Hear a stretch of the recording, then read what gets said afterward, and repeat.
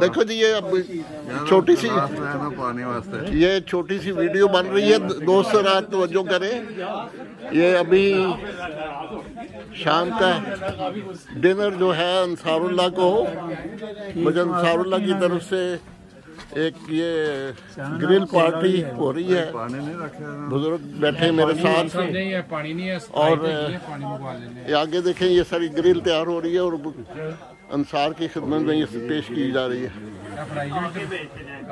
देखें माशाल्लाह खूब रौनक लगी हुई है। और ये अंसारुल्लाह की पिकनिक का सबसे मजेदार प्रोग्राम है।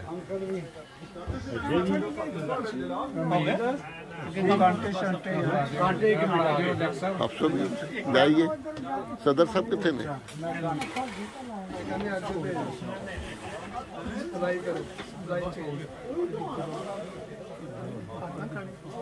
सब नजर नहीं आए। बहरहाल बहुत अच्छा प्रोग्राम है माशाल्लाह। खाना शुरू हो गया, इसलिए बंद करता हूँ इसको।